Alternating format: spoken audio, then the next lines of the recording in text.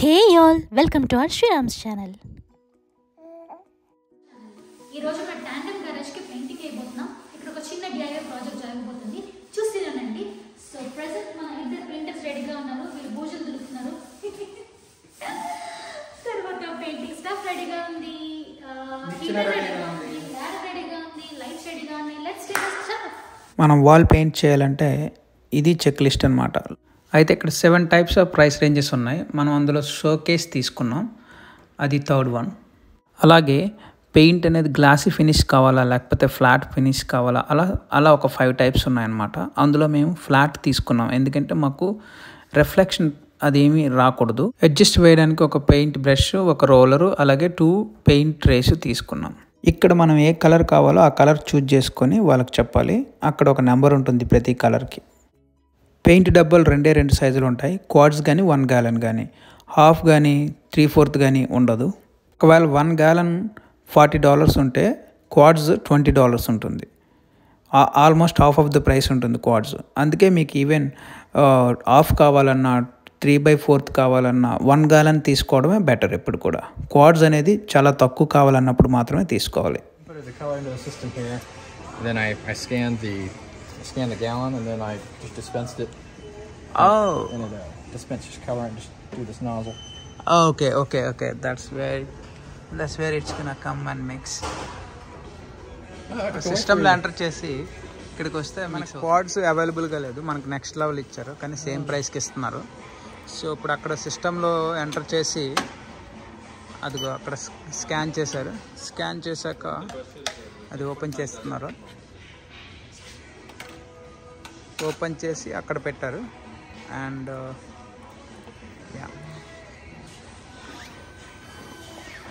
అంతే.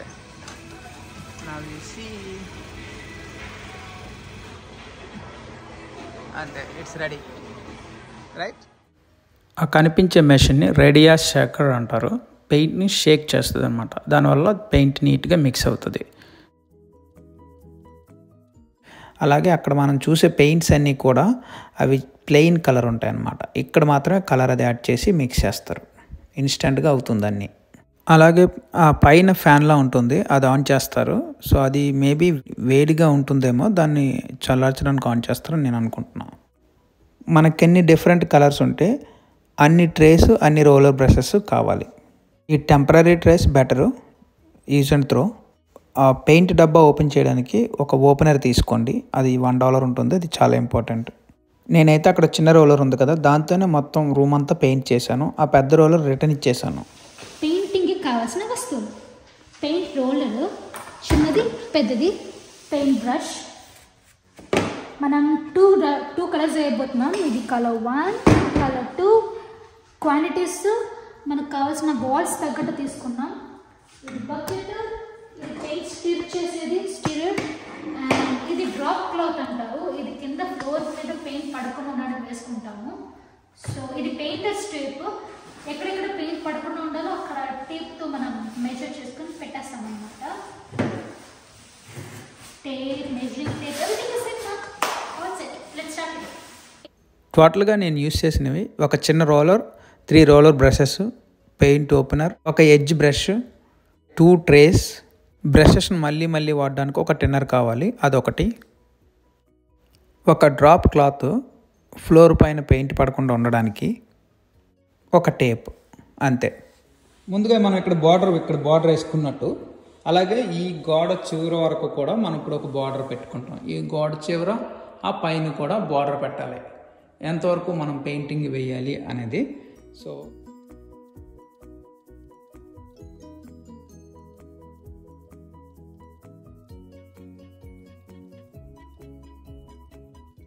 ఇప్పుడు మెజర్మెంట్స్ తీసుకుంటున్నాం.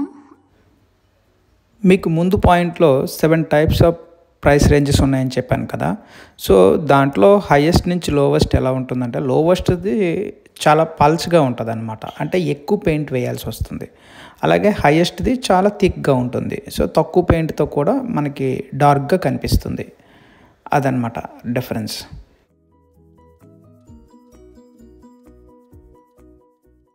Okay, nice.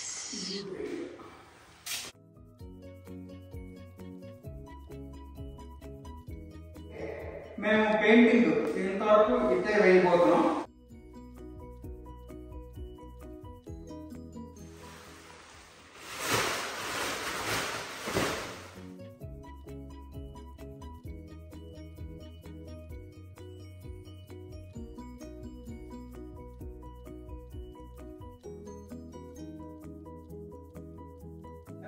దీంతో పెయింటింగ్ ఓపెన్ చేస్తాం. ఈ పెయింట్ ని ఈ ట్రేలో పోసుకుంటాం. ఇది ఎడ్జెస్ అంచులకి పెయింటింగ్ వేస్తాం దీంతో. ఇది మనకి అంతే కింద వాళ్ళకి దీంతో వేస్తాం. అలాగే ఇంకా టాప్ లో ఉండే వాళ్ళకి దీంతో వేస్తాం. ఇది ఇంకా లెంత్ పెంచుకోవచ్చు దీనికి ఎంత కావస్తుంది అంత. సో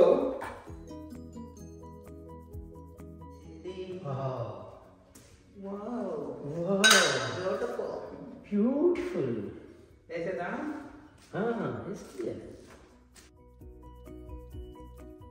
ఒకసారి పెయింట్ ఇందులో పడిందంటే there is no more going back. కావాలంటే తర్వాత పిగ్గిల్ నాకున్నట్టు నాకుకుందాం దీన్ని ఫ్రెండ్స్ తో.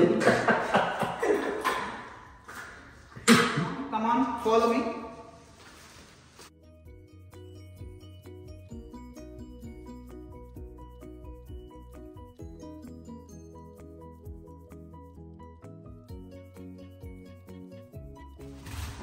కొంచెం ఇలా తొక్కితే మనకి గట్టిగా నొక్కితే అప్పుడు వస్తుంది.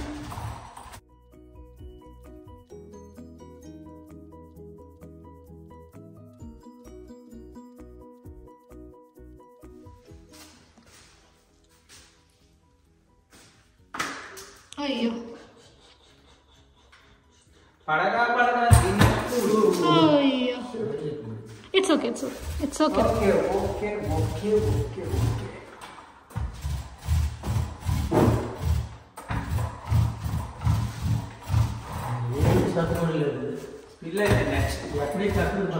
అదే కదా, అదేంటి స్ప్రెడ్ అవ్వట్లేదు ఇది. ఆ రకంగా కొన్ని బిగినర్స్ మిస్టేక్స్ అయితే జరిగాయి. మళ్ళీ ఇది వర్కౌట్ అవుద్దో లేదో అని డౌట్ కూడా వచ్చింది. కాకపోతే ఇట్స్ జస్ట్ బిగినింగ్.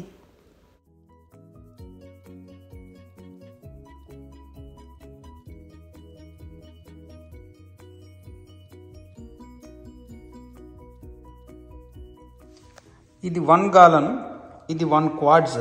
అయితే మేము ఒక వాల్కి ఇది తెచ్చాం, 3 వాల్స్కి ఇది తెచ్చాం. కానీ ఒక వాల్కి ఇది ఇంకా సరిపోలేదు. సో ఇంకొకటి తీసుకురావాలి. అంటే ఒక 10x10 ఫీట్ ఒకటి వేయాలంటే ఇలాంటిది ఆఫ్ ఉండాలి, నాట్ క్వాడ్స్. సో 3 వాల్స్ కంటే ఎన్ని ఉండాలి? 3 హాఫ్స్, 1.5 ఇది ఉండాలి. సో ఇంకొక హాఫ్ ఇది కావాలి. మనకు క్వాడ్స్ అనేది మనం ఈ వాల్కి వేస్తున్నాం క్వాడ్స్. సో ఇది ఫ్లాట్ పెయింట్, గ్లాసీ ఫినిష్ రాకూడదని చెప్పి ఫ్లాట్ వేస్తున్నాం మేము. లైట్ పైన రిఫ్లెక్ట్ అవ్వకూడదు అన్నది మా పాయింట్. ఇక్కడ అంచుల మీద పెయింట్ వెళ్ళిపోతుంది. ఈ అంచుల మీద పెయింట్ అనేది మనం ఎలా క్లీన్ చేయాలనేది దానికి ఒకటి తీసుకురావాలి. గ్లాస్ టెన్నర్ అనేది అంటారంట, అది తీసుకురావాలి. ఇలా కిందకి కూడాను. సో కింద అయితే మనం ఇదంతా కవర్ చేయగలుగుతున్నాం. రిమైనింగ్ ఈ 3 వాల్స్కి వేరే పెయింట్, అంటే బ్లూ, డార్క్ బ్లూ అయిపోతుంది. సో మొన్న మనకి ఇలా సగం ఉండిపోయింది. సో అందుకనే సేమ్ డబ్బా ఇంకోటి తీసుకొచ్చాం. కాకపోతే ఈ బ్రష్ అది అంతా ఎండిపోయింది.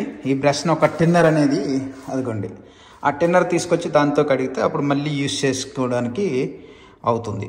ఈ డబ్బాని మొత్తం ఇందులో పంపేసాం. ఈరోజు టెంపరేచర్ కొంచెం 2 degrees ఉంది, తక్కువ ఉంది. సో బట్ మనం తొందరగా వేసేద్దాం, ఎందుకంటే కొంచెం పార్టే ఉంది కదా. సో తొందరగా ఫినిష్ చేద్దామని ఈరోజు మళ్ళీ మొదలు పెట్టేసా.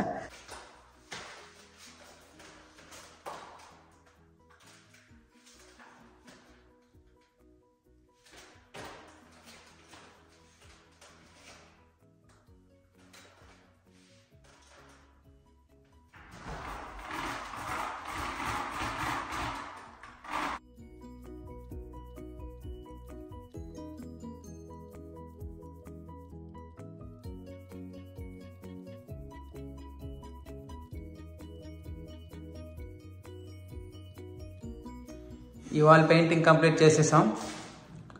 ఇలా వచ్చింది అవుట్పుట్. చుట్టూ వేసాక అప్పుడు లుక్ వస్తుంది. ఈ వాల్ అయిపోయింది. ఇప్పుడు ఈ సైడ్ వాల్స్కి వేయాలనుకుంటున్నాం.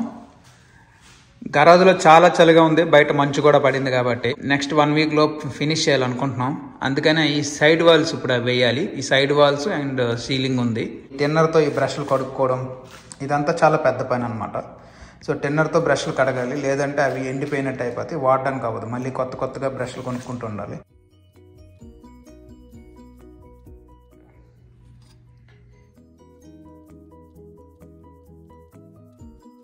ఇలా ఒక టేప్ తీసుకున్నా, ఈ టేప్ని ఇలా బార్డర్స్ అన్నీ కవర్ చేశాను, లేదంటే వాటి మీదకి పెయింట్ వెళ్ళిపోయింది. తర్వాత టిన్నర్తో చాలా ఎక్కువసేపు టైం స్పెండ్ చేయాల్సి వస్తుంది, కడగాల్సి వస్తుంది అనమాట. సో టిన్నర్తో కడిగితే పోతుంటుంది, కానీ బార్డర్స్ ముందుగా కవర్ చేసుకుంటే చాలా వర్క్ అవాయిడ్ చేయొచ్చు.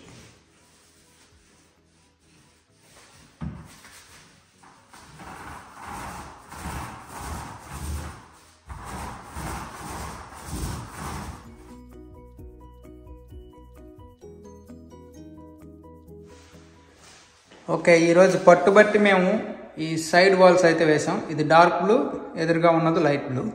సీలింగ్ కూడా వేయాలేమో అనుకుంటున్నాం, పెయింట్ తేవాలి ఎనీవే.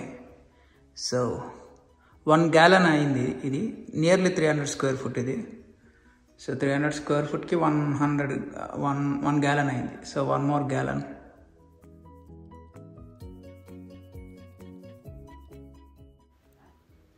బయట ఇలా స్నో పడి టెంపరేచర్ చాలా డౌన్ ఉంది, గరాజులో చాలా చలిగా ఉంది. అయినా సరే ఇది కంప్లీట్ చేయాలని ఫిక్స్ అయ్యాం. సో పెయింట్ తీసుకురావడానికి వెళ్తున్నాం.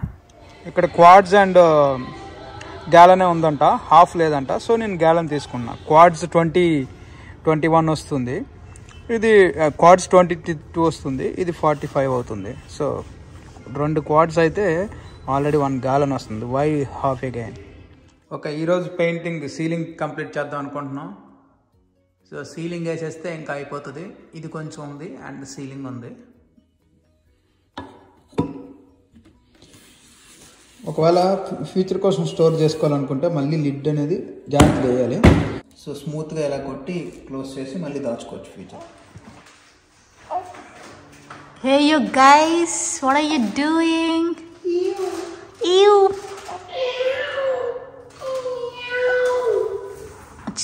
ఎవరిది పిల్లికోనా? ఏంటా ఫేస్? ఇక్కడ మూతి మీద పడింది, మూతి మీద పడితే ఇలా తీసి మొత్తానికి సీలింగ్ మొత్తం కేసాం. బార్డర్స్ వేయాలి, అంచులు తీసేసి గ్యాప్స్ ఫిల్ చేయాలి. అలాగే టిన్నర్తో ఇలా పెయింట్ క్లీన్ చేయాలి. So there are lot of things. కొన్ని చోట్ల చిన్న చిన్న మరకల్లో ఉండిపోయాయి, వాటిని మనం లేపేద్దాం. ఎప్పుడైతే మరకల్లో కనిపిస్తున్నాయో అక్కడ లేకుంటూ పోతాం.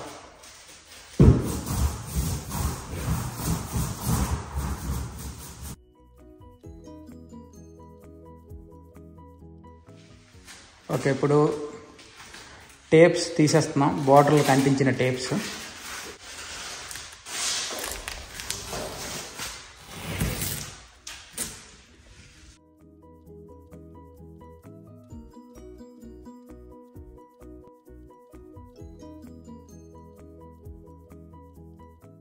పైన అంచులు ఉన్నాయి కదా, ఆ అంచుల్ని కవర్ చేయడానికి మేము ఏం చేసామంటే బ్రష్లు ఇవన్నీ సరిగ్గా పనిచేయట్లేదు, 100% పర్ఫెక్షన్ లేదు బ్రష్లతో. కానీ ఇదిగోండి, ఇది దూదిలా ఉంది. ఈ దూదిని పెయింట్లో ముంచి జస్ట్ చేతులతోనే ఇలా వేస్తే క్లీన్ కట్ వస్తుంది అనమాట. అంతా పెయింట్ అంతా వేసేసాక అంచుల్ని ఇలా దూదిలో ముంచి ఇదిగోండి క్లీన్గా వచ్చేస్తుంది. ఇలాగే sponge use the sponge. Tape పెట్టాక కూడా ఒక చిన్న లైన్ లాగా మిగిలిపోయింది, ఆ లైన్ కూడా ఫిల్ చేయడానికి, ఎందుకంటే అప్పుడు క్లీన్ ఫినిషింగ్ వస్తుందని నేను ఈ బ్రష్తో ఆ లైన్ ఫిల్ చేస్తాను. Very minor, you don't need to really worry about this. అక్కడ ఉన్న బల్బ్ తీసేసాను, ఇప్పుడు ఆ హోల్డర్ కూడా తీసేస్తాం, కొత్త హోల్డర్ ఫిక్స్ చేస్తాం. కొంచెం వైలెట్ దగ్గరలో ఉండే కలర్ తెచ్చాం, ఈ బార్డర్స్ కూడా వేసేద్దాం అని ఫిక్స్ అయ్యాం. Yes, బాబు.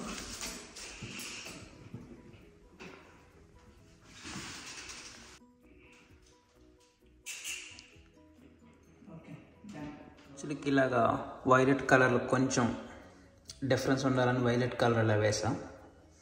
Light violet. అలాగే ఈ మధ్యలో ఈ బోర్డ్స్ ఆడ్గా కనిపించకూడదని నా ఫేవరెట్ మైకేల్ జాక్సన్ స్టిక్కర్స్ పెట్టుకున్నా. ఈ లైట్ కాస్కో నుంచి తీసుకున్నది. దీనికి ఫ్యాన్ కూడా ఉంటుంది. డాన్స్ కానీ జిమ్ కానీ ఏది చేసినా పనికి వస్తుందని చెప్పి ఫ్యాన్ ప్లస్ లైట్ ఇది బాగా ఫిట్ అవుతుంది అనిపించింది. ఇక్కడ ల్యాప్టాప్ పెట్టి ఇక్కడ కూర్చోడానికి ఒక చిన్న టేబుల్ వేసుకున్నా, స్పేస్ ఆక్యుపై చేయకూడదు అనేసి నా ఉద్దేశం. ఇక్కడ ఎక్స్ట్రాగా ఎవరైనా కూర్చోడానికని ఒక చిన్న సోఫా లాగా వేసుకున్నాం. అలాగే మీరు చూసిన ఈ రింగ్ చాలా వీడియోస్లో, కానీ దీన్ని ఇంకొంచెం బాగా డెకరేట్ చేసుకున్నాం. కలర్ఫుల్ లైట్ అనమాట. ఇది పైన ఉండేది, సీలింగ్ ఉండేది, అక్కడి నుంచి ఇక్కడికి మూవ్ చేశాను. ఈ హోల్డర్ వెతికి మరీ పట్టుకున్నా. అలాగే ఇక్కడ ఈ బోర్డు ఆడ్గా కనిపించకూడదని ఇది ఇక్కడ డెకార్ పెట్టాను, బీద లైట్ అని. లైట్ కమ్ స్పీకర్ అనమాట. మనం ఒకవేళ సాంగ్స్ వేయాలన్నా డాన్స్ కావాలన్నా సో ఇది ఆన్ అయ్యి ఉంటే మొబైల్లో ప్లే చేసుకోవచ్చు. అందుకని ఇది ఉంచుకోవాల్సి వచ్చింది. ఇక్కడ మన స్పీకర్ రెగ్యులర్ స్పీకరే మన దగ్గర ఉన్నదే పెట్టేశాను. ఆన్ చేసి ఇప్పుడు మీకు మొత్తం లైట్స్ ఆన్ చేసి చూపిస్తాను.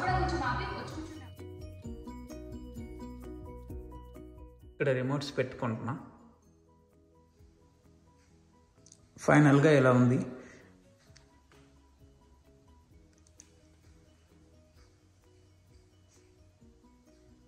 ఇదే మన స్టూడియో రూమ్. ఎలాగో పెయింటింగ్ వేసాం, పనిలో పని డైనింగ్ టేబుల్ కలర్ వచ్చేస్తుందని చెప్పి వుడ్ వార్నిష్ తీసుకొచ్చి దానికి కూడా కలర్ వేసేసాను.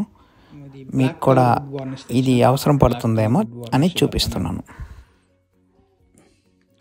మిన్ wax black colour wood varnish చూడండి.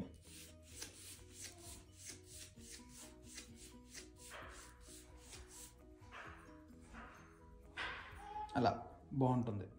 మీకు మా వీడియో నచ్చినట్లయితే కనుక, ఉపయోగపడినట్లయితే కనుక please subscribe to our channel. Thank you.